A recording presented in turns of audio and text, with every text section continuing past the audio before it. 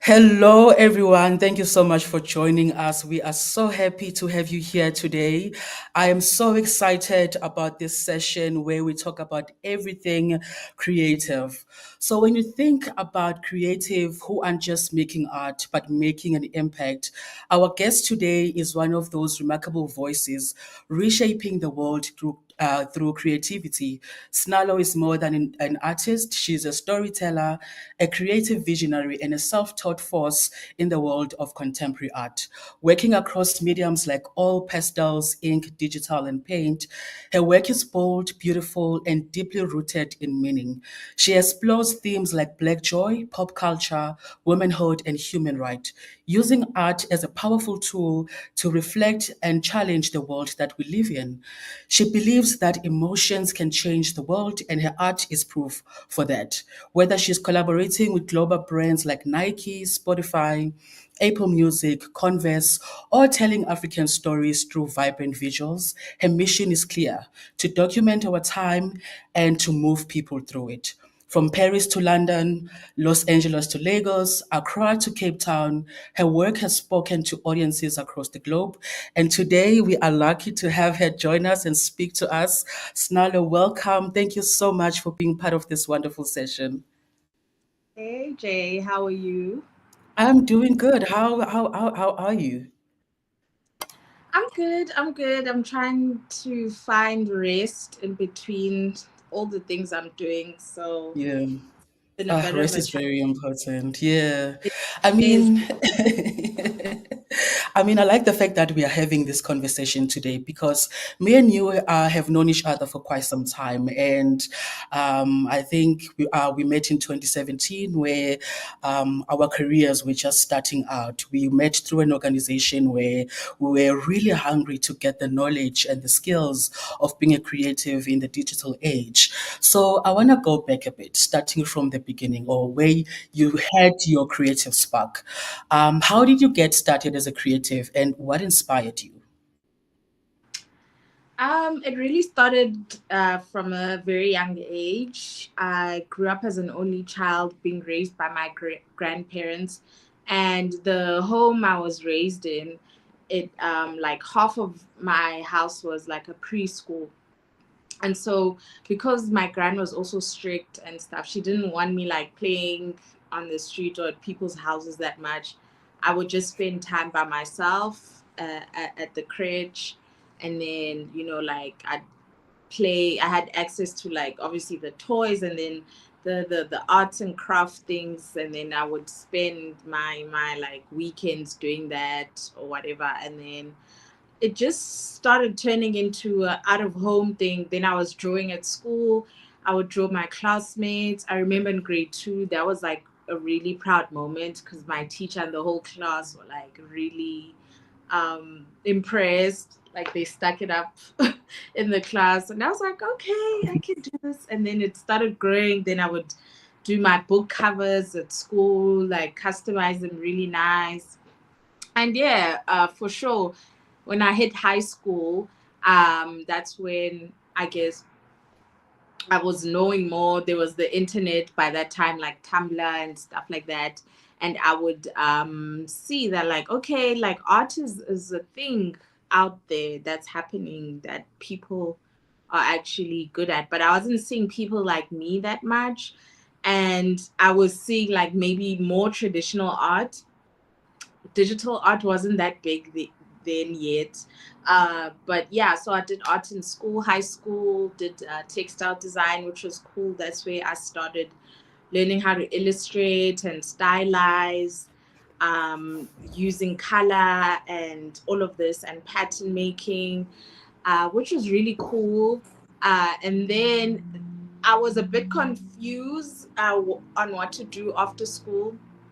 I remember trying to do, I wanted to carry on with this textile design thing. And I think like one of the Mm. last universities that had it, like it just got discontinued when it was going to be my first year. So I was like, oh, then, I did communication design, dropped out, unfortunately. But that's when I came across Umuzi online, and I was like, oh, this looks pretty cool. It's free. We get stipends Mm. and different departments, which was really cool. And then I guess, opened up my world to the commercial side, because at Umuzi we did a lot of like it was like advertising basically. Mm-hmm. Yeah. So I was like, okay, you can also be an artist within this commercial space, and but it was still very much white. And I would wonder like, oh, how am I even gonna get to this level? So yeah, I just started like I throughout the years I haven't stopped making art, by the way. It's just that it was just for me, like no one was hiring me yet. Mm. And then after Umuzi, I think I got like a 9 to 5 as a graphic designer, which I hated. Then before I quit just before the pandemic, and that was like a shock for everyone. And it gave me time to really sit and think about like, okay, what do I want to do with my art? Like, what style am I trying to build? What am I trying to say? What legacy am I actually trying to build in the long run with this? Because I clearly love it. And then yeah, I did the drawing challenges during lockdown. Then I'd post on my Instagram, and then eventually like people were like, this is cool. And then Mm. so on and so forth. And then yeah, things blew up. Ah, amazing. I mean, it has been such like a joy seeing your work, really just inspiring many people, and how it speaks to the young people and the impact it's making and the message that you're sharing. I think one of the moments for me was when we were still at Umuzi, and I think you were entering the Shoma Josie fan art. And I remember just seeing your process and how you were doing it. I didn't have any idea of like what you were doing, but you actually won that challenge, which was like, okay, this is what it is to be a creative. You're just like starting from the beginning until it's a full product. So now I want to talk about your big breakthrough. I mean, you mentioned that after you left your work, and now you were starting to get yourself out there more online. What was your big breakthrough moment? I'd and I don't want to say this as like me putting down the local market, but the real breakthrough for me was when I started getting jobs in LA, because like that just opened up like so many networks for me that I didn't even imagine. And it all just stemmed from doing a flyer for like a flea market. And I never thought that it would put me at the position. Well, it didn't necessarily put me here, but it did put me at the steps that have brought me to where I am now. Because from that, like, I started pulling clients from all over the globe, from seeing that, from their network. And yeah, and that's when started getting in the commercial market of working with artists and events. Mm. And I really enjoyed it. Honestly, I love music. I always tell people that like I always enjoy making art in music lately. I kind of drifted away from the protest art a bit because there's people who can do it better, honestly. That was like how I was feeling at that time, but like I don't want to be boxed into like that type of artist who does like Into what serious. medium? Yeah. Like I love joyful work, and honestly, Black joy is resistance on its own. We see a lot of art or in different disciplines, and a lot of times what sells is like more of the like sad stuff or the stuff that's attached to like our painful past, like struggle, da, da, da, da. And like I kind of counter that by like building these worlds where we can fly, we can do anything, and we are just like people of color, literally, you know. I'm sure you can see my background, a few things. I love Yeah. color. Yeah, so yeah, my breakthrough was getting an international Yeah. gig. I love that. Yeah. I mean, like when we look at your work right now, it really is very colorful. You can just see the black joy coming through from, your work. So I want to speak about the challenges. I mean, especially in the African context, South African context, what has been your biggest challenge and how did you overcome it? Ooh, okay, I won't lie. I wrote down my list because the It's a lot. so first one, Let me prepare myself. the first one in the beginning was the financial instability of being a freelancer. So being a freelancer, every month is not the same. Um, it was very anxiety inducing in the beginning because I was like, oh my gosh, I had a good 3 months run and everything was going good, and then it's like slow most of the year, but fortunately, thank God, like things are a bit more consistent now.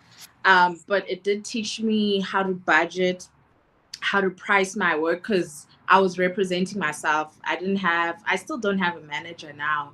So like a lot of the admin stuff, I really had to just learn by myself, and I'd refer to me as a team when I'm talking to certain clients so that they think, so I would wear the hat for that. And that was a challenge because I wouldn't know a lot of the jobs I was getting was like new, something I've never done before. So I don't know how to price that. And even when I look online, like I'll get bits and bits, but like some projects are so specific and unique that like it's hard to just like Google how do you charge for this and that for this Mm, many months. So yeah, it was like a lot of trial and error. Many times I have definitely uh, I don't want to say cheated myself, but I could have priced myself more, but those were all learning curves. Um, oh, and overcoming that was diversifying my income. So I wasn't just like selling art in a gallery. It's like me doing merch and doing all these different things for brands, for other artists, collaborations as well. And just trying like this year, I want to expand more and branch out into like more streams. But yeah, that really helped that financial instability part because you can't rely on just one stream, especially in this economy. true. And then another big challenge I had was imposter syndrome. Uh, yeah, most creatives, all of us actually go through it. It comes in waves. Sometimes I think it attacks you at different levels of your progress and your journey. Like I remember when I started getting these international jobs, and I was like, how are they even noticing me? Like, I was just so overwhelmed. Like, do I actually deserve this? Cause yeah, it would be stuff like that that would make me feel like, oh, maybe on that level, I'm not that good because like I would like the global stage is way bigger. There's people who have been doing it for years, or there's people For who are just years, like yeah. technically skilled, like they can make a something look like a freaking photograph, you know. And those things can intimidate you, especially like for someone like me who works a lot in digital. I've felt many times, while I get the attitude from people that like, oh, it's not real art if it's like digital, because you know. And I'm like, I can actually draw. All those behind me are oil pastel, by the way. But we are moving with the times as well. So of course there's going to be digital art, and of course it's art because we spend time doing it, conceptualizing and all of that. Like it's a lot of work. So how did I overcome that? I had to remind myself that my perspective on life is very unique.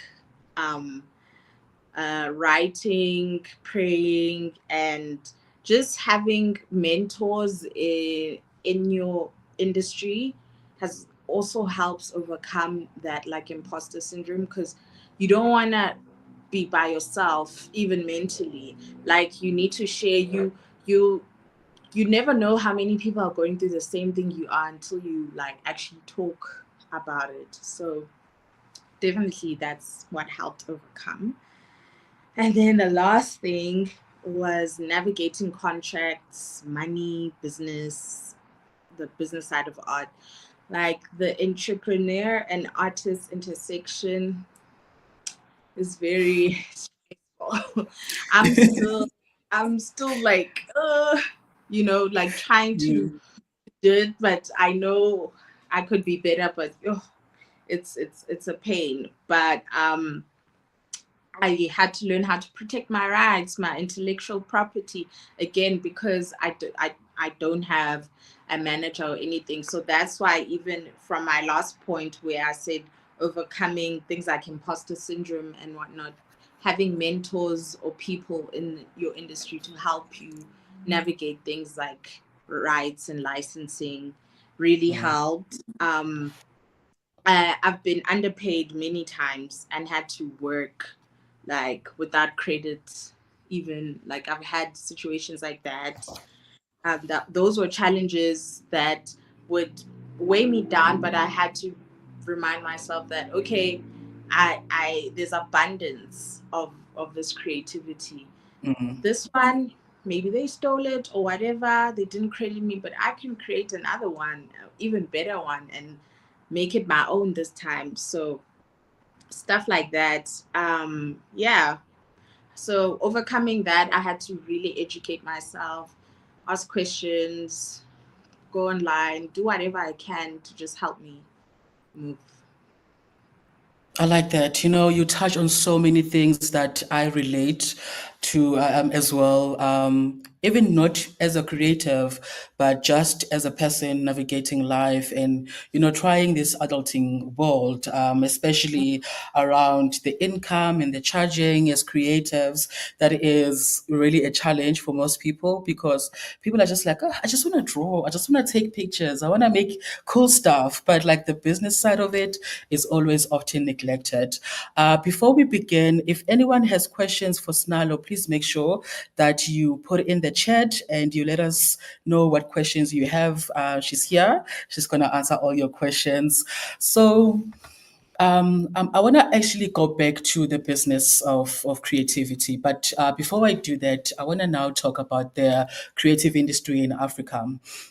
So you had an opportunity to go to the US and you were there for quite some time now. And when you got back here in Africa, in South Africa, what excites you the most about the creative space in Africa today? I love the we're going through a cultural renaissance. That's what I'm seeing more and more.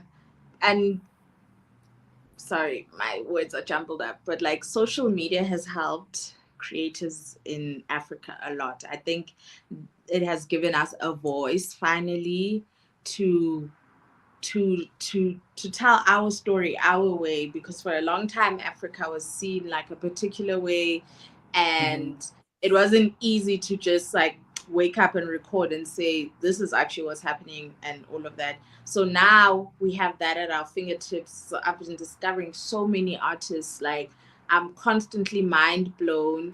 And I also think because of the time we're in, we like the West is crumbling right now, and so it feels like eyes are on us again, especially in terms of like the creative industry. I'm seeing more and more uh, Africans collaborate within the continent. That's something I also love seeing, because I feel like we do need to work together as Africans. There's so many cultural points and just like amazing things that overlap, you know.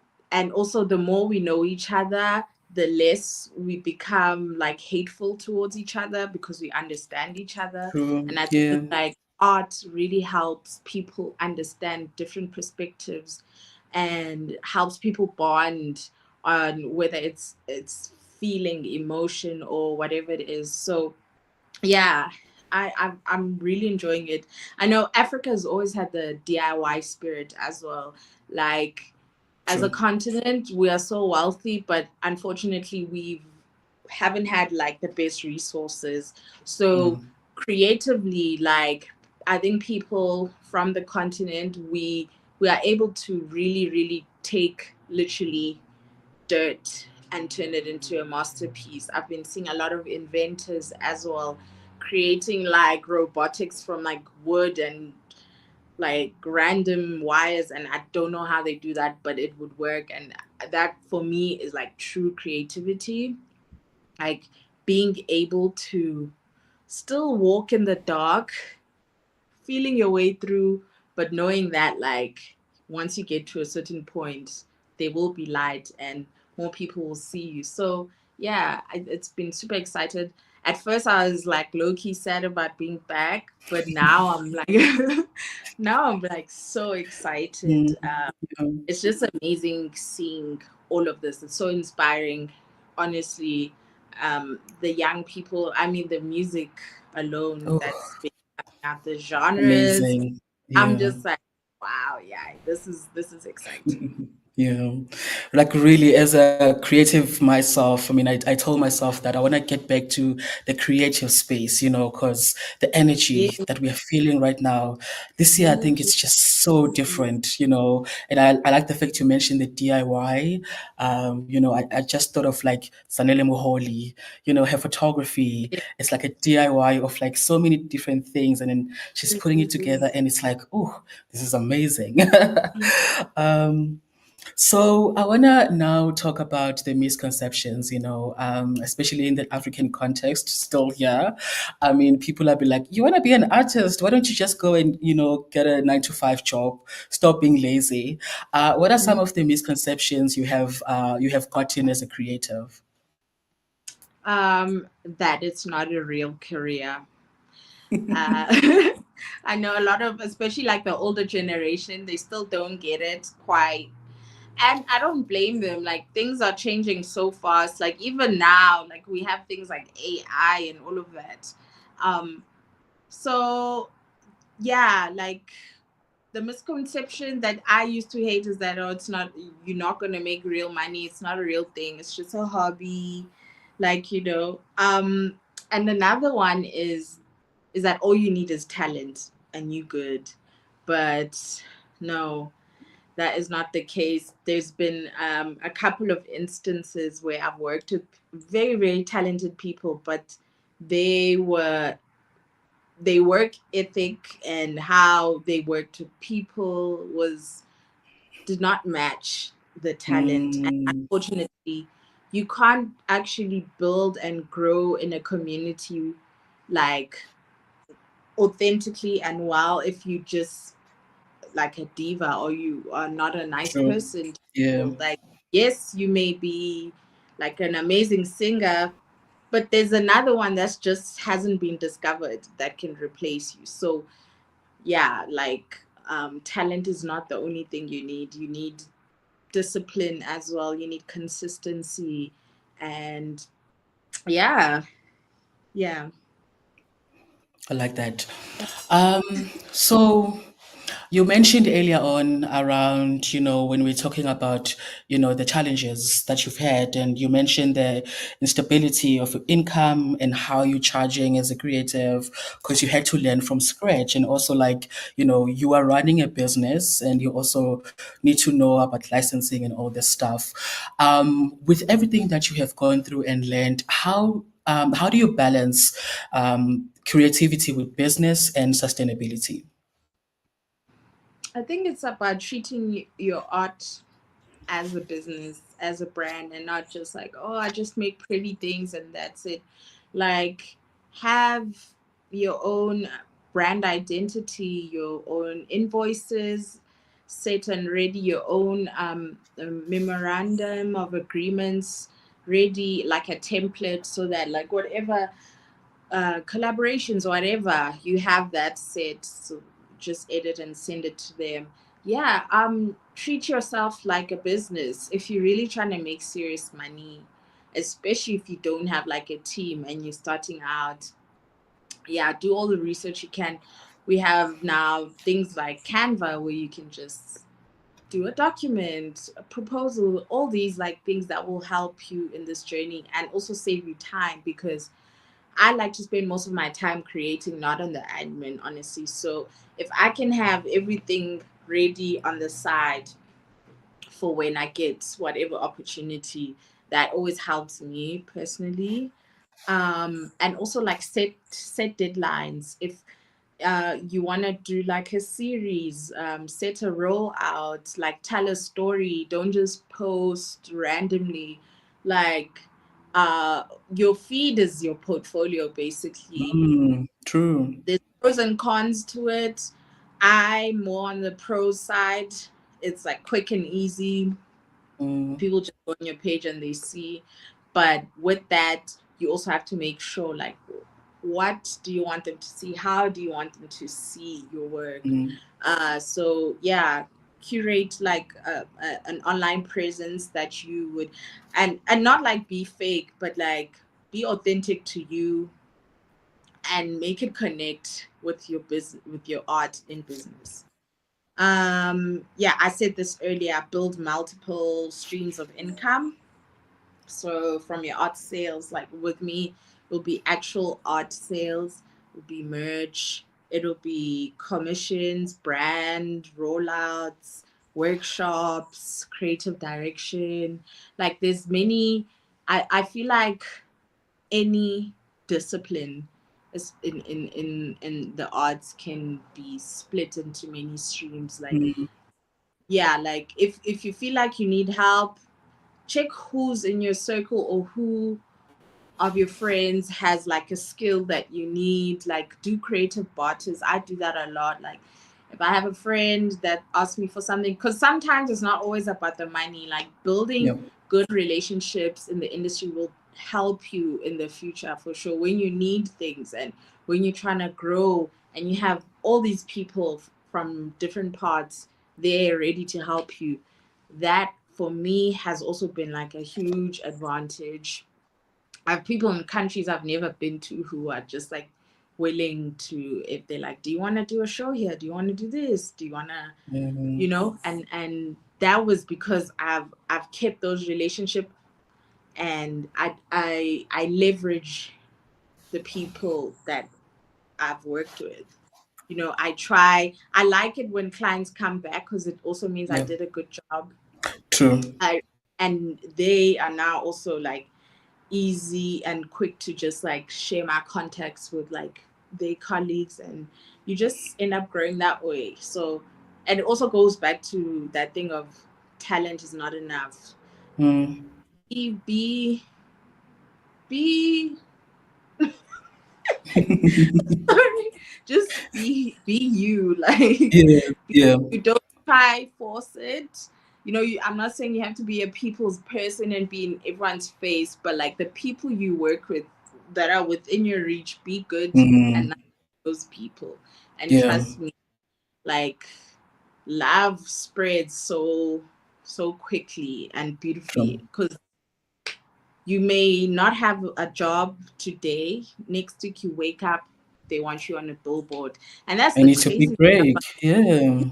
like with me, like one of my favorite stories of my journey was when I had work stolen from me. So like I won't mention them, but like another brand basically copied my work for something. And then I was like way smaller than I am now. So Mm, that like tainted my confidence at the time, because they're like much bigger on the continent. And then I posted it on my story and people were like saying sorry, like blah, blah, blah. And then I was DM'd by Meji Alabi, the director, and he was like, hey, I saw this from someone, I'm so sorry. It just means that you are doing something good if people are trying to steal it. I was like, yeah, that's didn't pay nice. me.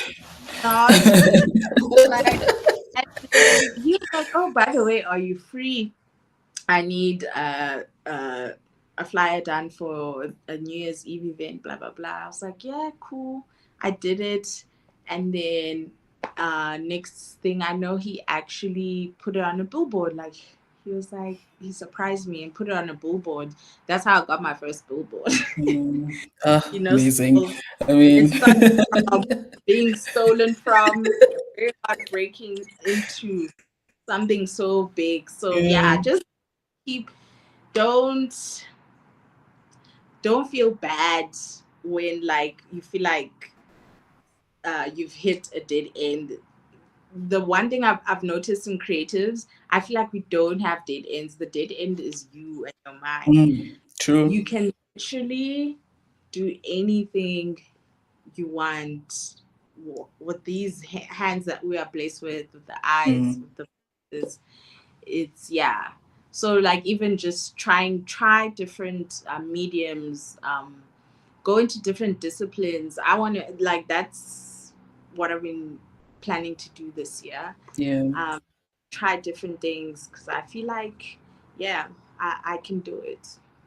Yeah, definitely. I mean, you are just your only like the only person who's holding you back is you. I mean, creativity, I don't think it's there's an end to it. You can always do something. You can always find ways to communicate your work. Mm. So there's something also I want to mention when we're talking about business, right? Charging. You know, I think when it comes to money, it's a very awkward conversation without revealing your secrets. But when someone or maybe you have a client, how do you begin a conversation in terms of like how you charging your work? I usually like beginning with a job scope or brief. I want Mm, to see exactly how much work I'm going to be putting in before I charge you, because sometimes someone will just say, "Oh, I want a drawing," and I'm like, "Okay, of what? Like, and what is going to be used for?" Because all those different components, they add up to the amount at the end that I'm going to be charging. So yeah, I actually have a questionnaire that, like, if the client is not used to working with artists or whatever, they don't know what to ask, I just give them that questionnaire, and yeah, and then we take it from there. I don't have like a rate sheet because jobs are so different, and mm, there's different um um amount of deliverables. There's so many like different things. So I literally charge according to that project. mm. Um, yeah, That's very yeah. good, you know. So good to know in terms of like how you go about doing that. So now I want to talk about you giving advice to aspiring creatives who are joining us right now. Um, Firstly, what is that one thing that you wish you knew before you started? The power of saying no. The power of Mm, saying no. Um, Sometimes you feel like the only way you can get to a certain place is if you just say yes, yes, yes, yes to everything. You need to learn discernment in this industry, because Not everything that glitters is gold. People will come at you with like very nice offers and stuff, or they'll say, can you do this for this person, but we don't have a budget, but we have exposure. And even with that, it's I think it depends where you are in your art career or creative journey is, Mhm. where in the beginning you should take certain jobs for exposure. I think that helps you a lot, because one of the challenges is getting your name out there. So if you it's basically like a chess game. Like, you need to know, like, okay, this person has like so many followers or has a big network.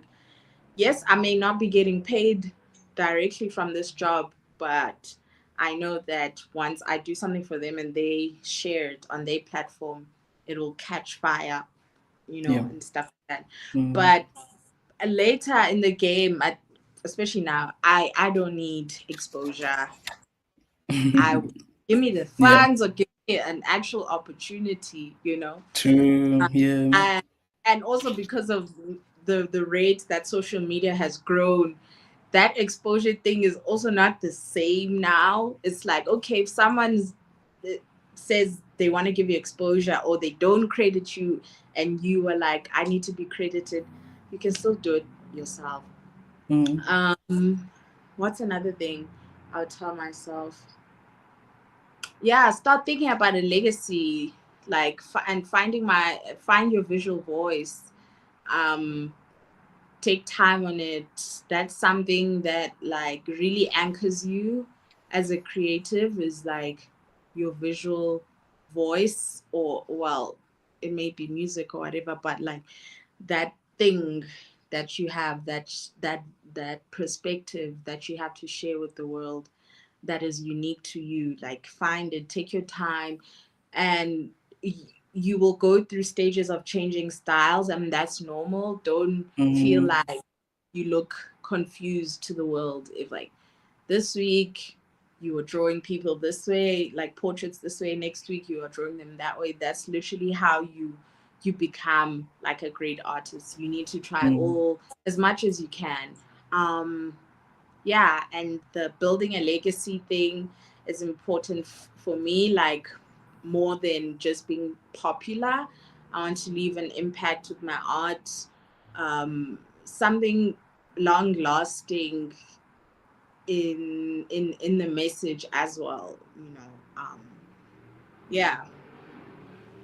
Love that. I mean, I think also another thing that creatives needs to learn, especially for me starting out, was investing in the soft skills. I mean, earlier on you mentioned working with people who are really not pleasant to work with because they think they are, because they have a name now, they uh, don't have to have etiquette, which is not true, because you need to, have that grit and be able to communicate effectively to different clients. So even if you're not a freelancer but working in an organization, I think it's very important.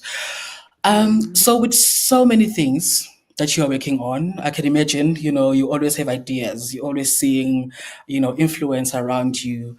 What are the habits or the routines that are helping you staying focused, or they staying you stay creative and productive? uh I try getting enough rest. Like, let me start there, because it's easy to get lost in the hustle culture of, like, that you constantly need to be producing. Yes, Mhm. you do have to be creating all the time as an artist and a creative, but the rest time is as important. Like, you don't want to burn out. It shows. It will show in your work that you are tired and you are burnt out, because the ideas are just not as strong. So rest is super important. I try get like my 8 hours in, but a lot of the time I fail because just so much work. But yeah, pray if you pray. That helps me a lot. Journaling and just getting out those anxious feelings and those like imposter syndrome symptoms that start popping out. Yeah, like be a part of a community, whether it's small, it may be like just five of your friends or three of your friends, and you guys like the same thing, start doing stuff together. But eventually you'll see that there'll be more people like, oh, we actually like this Mm, too, and exchange ideas and all of that. And yeah, immerse yourself in other arts, not just don't like only stay in your world. You I get inspired by other people a lot, like mm, by seeing things or hearing a story or whatever, but that requires you being out there. You don't have to be out there every day, but like once in a while, get together with like-minded people, just hang out. Don't be too serious as well. yeah, Yeah, true. I think that that can mess with you. Don't be too Mm, serious. You know, yeah, life is to be lived. true. That's very true. Mm. If someone was thinking of starting as a creative and they want to start today, right now, what are the three things that they should focus on? The first three things. Mm. I will say things that they shouldn't focus on. Don't focus on the outcome. That will block you a lot if you like trying to say, I wanted to come out this particular way. When you're starting out, you just let it all out onto your canvas, whatever your canvas may be, film, music, or whatever. Just let it out. Let it out how you feel, things you've been experiencing or whatever. And then you start seeing how you can build your world from that, I think. Instead of you already want to be at the end of the race. Mm, Start it slow, figure it out. Um, use what you have also. Don't wait on like, oh, when I have money, I'm gonna buy like the most expensive paintbrushes, the smoothest, this and that. Start with whatever you have. Like start from sketching, writing, like shooting videos on your phone if you like more on the film or content creating side. Yeah. What's the last thing I focus on? Yeah, focus on being the best version of you.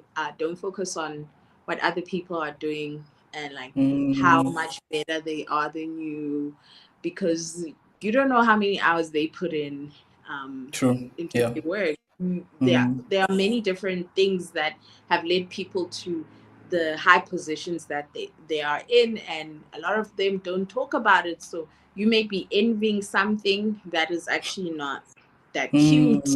yeah. So don't focus on how other people are doing. Just like look at other people more in terms of inspiration and just like supporting other artists. That's also an Mm, important thing, like, because we are all, I don't think any of us are creating anything brand new. We are all taking different elements that have existed and we are just positioning them in different perspectives and different ways and different languages. So it is very important to also give shout outs to other artists, and don't think that like mm. you just because you And do well. credit people. Yeah. Yeah, don't let your pride steal that. Like pride can be your enemy, because as a creative it's really nice to get your accolades and all of that, but you need to also like remain humble, because your pride is what can make you work bad with people and all of that. So yeah, remain humble, like you will be able to really get through. I love that. So many, like, such great advice. So one thing also you mentioned earlier on when we started was that talent is just not enough. You need to have a backup. You need to have backing in terms of like learning the skills and getting the education, which is a right, or rather a good segment for us, where I want to talk about the, getting the skills through training. Many creatives are relying on natural talent, but how important is it to get certified training in today's industry? Honestly, I think it depends in like the discipline you're doing as well. If you are more in the technical sphere, like your codings and all of that, definitely you do want to get like Mm, certification and proper tools to learn how to do those things. And then there's like more of the, I'd say, non-traditional art, where it's you could just like pick up a can and start doing yeah. graffiti, it Mm, picks up. So yeah, that one is also very. I feel like it's specific, but also I think we shouldn't only study, like, if you like art and something else, look into that something else and then see how it can merge into what mm, you're doing. Like I've met a girl when I was in LA who was like into biology and also and plants as well and all of that, and she was like an artist, so she merged the two. She would make these like beautiful like sculptures out of plants and all of that, like really cool stuff. So yeah, also dip into your different interests, because yeah. all those things are what build you and your Mm, uniqueness. um you can like two types of disciplines as well: music and film. Music videos, you can do stuff for other artists as well. mm, Yeah, that one, it really does depend on what you're yeah. trying to do.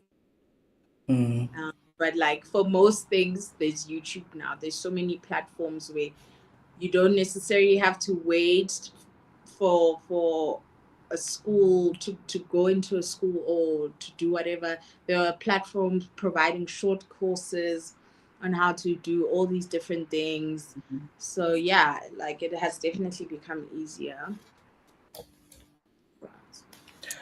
that's true. That's very, very true. So, what advice would you give someone who's thinking of investing in a creative education? I mean, you mentioned that in terms of like creativity and getting certified, it depends on what type of medium you want to be in. And if someone says, "I actually want to invest in education, but I'm held back by probably at home or just the imposter syndrome in me," what advice would you give to that person? Do your research. Do your research. Like I said, there's stuff like YouTube and different platforms.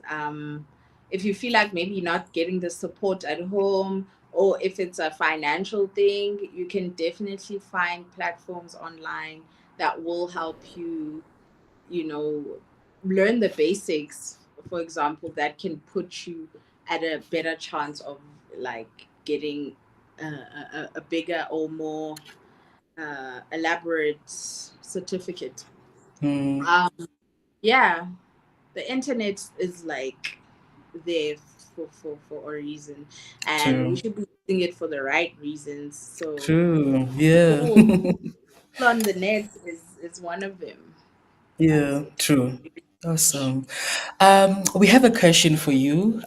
Someone is asking, you've collaborated with major names like Nike, etc., but your art still radiates black joy and intimacy.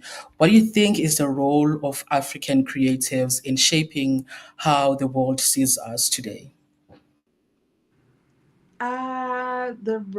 our role is, yeah, having the megaphone and using our voice. That's our Mm, role. Our role is to be us. yep. Our role is to not try um, be palatable for the rest of the world. Mm, Um, our role is to be so loud and bold in what we do that the kids coming up behind us who didn't think it was possible to be African and like a big artist, they can see that it's possible. So like, um, I would say our role is more focused on us right now, and I think that we need each other right now, because the world is opening up so much. Um, you also don't want to you don't want to let people get swallowed in it. Like, it's true. there's a lot happening out there, and so many things are exciting to the eye. So you need people who can be like, hey, maybe not this one, you know.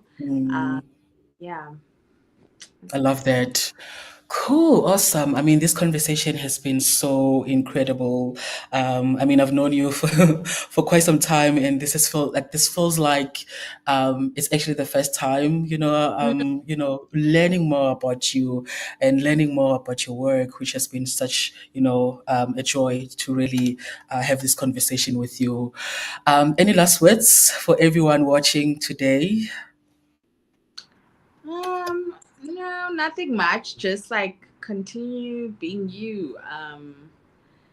Build that confidence in in yourself by believing that you were created for a reason. Mm, You wouldn't still be here if there wasn't a reason. So be curious about, why am I still here? What is mm. it about me that is so important? Yeah, and like a purpose, finding your purpose is also a journey. So like, don't feel bad that if you hit a certain age and you haven't done certain things, that is it. Time is a social construct. Whenever it will be time for you, it will be time for you. So you just need to keep moving towards that. Wonderful. What a beautiful way to wrap it up. Snallow, this has been such an amazing session. I loved having a conversation with you. Thank you so much for joining us. And, this is just amazing. And I hope everyone who's watching has really been inspired by, the journey that Snallow had, and the insights that she shared today and the inspiration. Yeah, thank you so much. But this isn't the end. This is only the beginning. So everyone who's watching, mark your calendars because next week on the April 24th, we are going all in with the virtual event and you don't want to miss this one. Head on over to alx.com, alxafrica.com right now and log in your spot. You'll be hearing from top creative voices, rising game changers, and we're going to be diving into bold conversations about building and thriving in a creative space. This is not just an event; it's a movement, and you don't want to miss this one, and be part of the revolution. Be the next Snallow and change the world. Uh, I have one more question. oh, we From do, we do. Okay. Yeah. Alrighty. Okay. So the question is, while social media has helped, it's also given a platform to many. While I believe the pie is big enough, I also wonder if this creates oversaturation. What are your thoughts on how to stand out? This is a very good question, actually. Yeah, this is a good question for real. So from that, what I've seen, and the people and accounts that still always stand out for me, and standing out doesn't also mean having many followers. Like, when you really hone into your own voice, you will stand out in the Mm, millions. Um, it can get very, uh, what's the word? Like, oh, the pressure. Sometimes there's pressure to look a particular way or have your work a particular way because everyone is doing this way and people seem to be succeeding in this. But you need to mm, be brave and bold to say, like, you know what, I may not be getting many views or likes or whatever right now on this thing, but like, keep pushing it, because you stand a better chance of standing out than just hiding with the crowd that's doing Mm, everything. You will be just like the next person. So yeah, like stay in whatever you're doing, and I promise you, you will stand out. wonderful. And don't be intimidated. I think one of the Yeah. biggest things that are stopping us is just intimidation of thinking, I can't be in that space, I can't be in that room because someone who has a bigger voice is there. Your voice matters, to be quite honest. No, literally, social media Mm. has kind of like, well, especially now with the it feels like we are in the fall of influencer culture. People want to see Mm. real stuff. Like people are craving that realness right now. Like so, this is the perfect time. It feels like the plane has been leveled out a bit, because now people are hungry for something real, something different. Mm. So yeah, I your love voice, that. man. Yeah, definitely. I mean, we could have this conversation for like hours and hours and hours. I mean, as creatives, and especially in the African context, there's so much that we still need to figure out. There's so much that we need to learn from each other. Through business, through education, and everything. And yeah, again, thank you for joining us. And thank you everyone for watching. This has been great. And Sinalo, how do people find you if they want to follow your work and engage with your work? Instagram is the best. I'm on TikTok too, but TikTok is for the silly people. Instagram at Snalo underscore. So it's my name without the I. And yeah, Amazing. Cool. Alrighty. This has been great. Thank you, yes. everyone, and enjoy your evening wherever you are. Until next time. Bye.